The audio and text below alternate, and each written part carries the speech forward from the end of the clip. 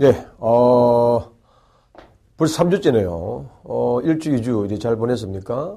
3주 또 뒤에 나오는 이 4주까지의 강의 내용들이 상당히 중요한 내용들이고, 사회복지 정책의 역사적이고 사회적인 배경들을 이렇게 살펴보는 것이기 때문에, 신경을 좀 쓰시면은, 전체적인 맥락을 잡는 데에 큰 문제가 없지 않을까 생각을 합니다. 이념과 전략에 보게 되면은 첫 번째, 여러 많은 것 중에서 복지 정책의 이념이 있습니다. 이념 중에서 가장 중요한 것은 이제 신자유주의.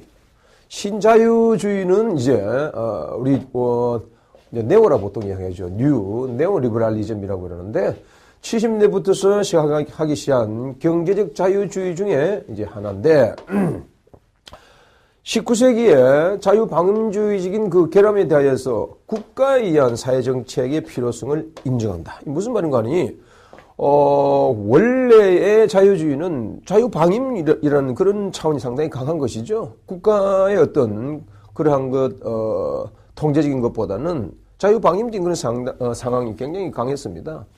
그러나 이제 신자유주의는 이 국가라는 개념 자체가 상당히 이제 중요한 개념으로 등장한다. 이렇게 보시면 되겠습니다. 그래서 국가에 의한 사회정책을 인정하면서도 자본주의의 자유기업의 전통을 지키고 자본주의의 전통이라는 것 자체는 보수적인 전통이겠죠. 지금까지 역사적으로 쭉 흘러온 그런 내용들. 그리고 사회주의에 대항하려는 이 사회주의의 가장 핵심적인 것이 뭐냐 하게 되게 되면 이게 평등사상이라고 볼 수 있겠죠.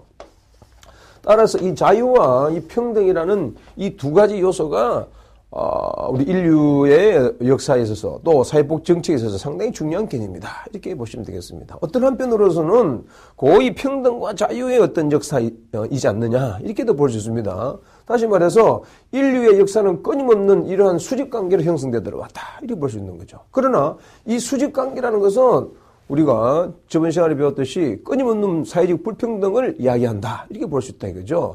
이러한 사회적 불평등은 끊임없이 계속적으로 평등을 지향하려고 하는 그런 속성을 가지고 있고, 그래서 자본주의 초기에 있어서의 사회주의적인 그런 사상들, 또 공산주의 사상들 이런 것들이 싹트게 된 이유 중에 한 개다 이렇게 보시면 되겠습니다. 그래서 고전적 자유주의에 대해 더 가까운 것이면서 사회적인 면에 있어서는 보수적 자유주의를 따르는 것이 신자유주의다 이렇게 보시면 되겠고, 고전적 자유주의는 이제 이기심에 토대를 하고 있다.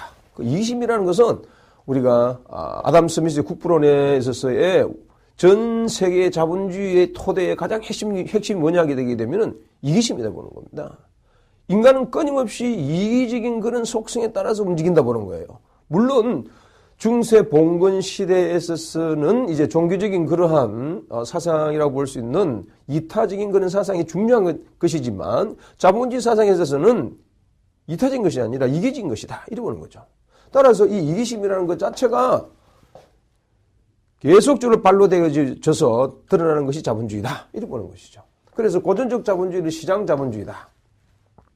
라고 생각한 것이 이제 고전적인 자본주의다. 그러나 이제 그 이후에 이제 계속적으로 자본주의가 이제 싹 트서 이렇게 형성돼 들어옵니다만 이 자본주의 자체는 여러 가지 다양한 사회적인 모순을 나타낸다는 말이죠. 그래서 사회적 모순을 해결할 수 있는 그러한 방법 중에 하나가 뭔가 하니까 이제 새로 등장하는 것이 바로 케인즈다. 이렇게 볼 수 있는 거죠. 다시 말해서 자본주의 중에서 이 다양한 사회적인 그런 문제에 노정되어져 있는 자본주의의 문제를 해결하기 위해서 국가가 개입되는 것이 뭐냐게 되게 되면 케인즈주의인 것이죠. 그래서 자본주의가 국가에 수정되어졌다. 그래서 수정 자본주의의 대가가 케인즈다. 이렇게 보는 것 아니겠어요?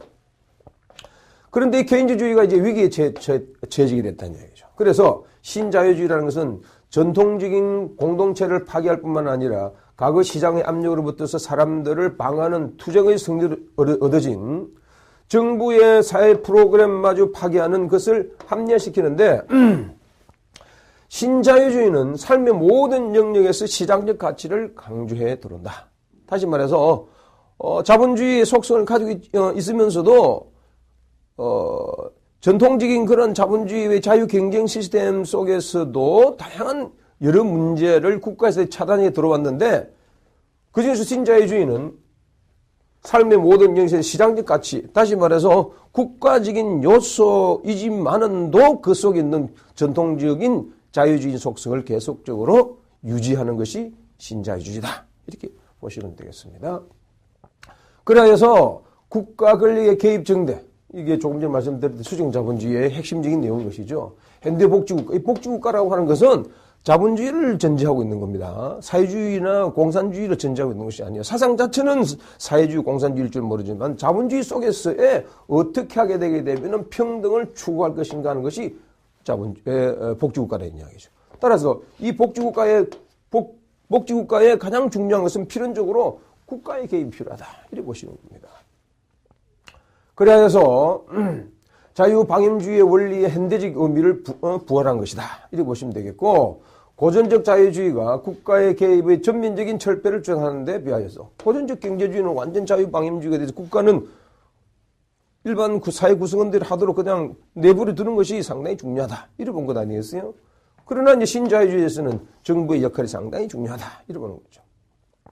그래서 신자유주의는 이제 영국의 대처라든지 또 레이건이라든지 미국의 레이건이라든지 이러한 자들이 이제 이에서 치안이라든지 시장 규율 유지를 보장하는 작고도 강한 정부가 이제 신자유주의 핵심이다. 이렇게 보시면 되겠습니다. 우리나라에서는 이제 김영삼 정부 중요한 것은 노동시장이 유연하라고 말은 하지만 결국은 이제 자유로운 그러한 시장 경제 체제다. 이렇게 보시면 되겠습니다. 그리고 자본정부, 자유시장 경제, 규제 완화, FTA 이런 것이 그것을 중요시하는 것이 신자유주의의 핵심적인 사상이다. 이렇게 보시면 되겠습니다.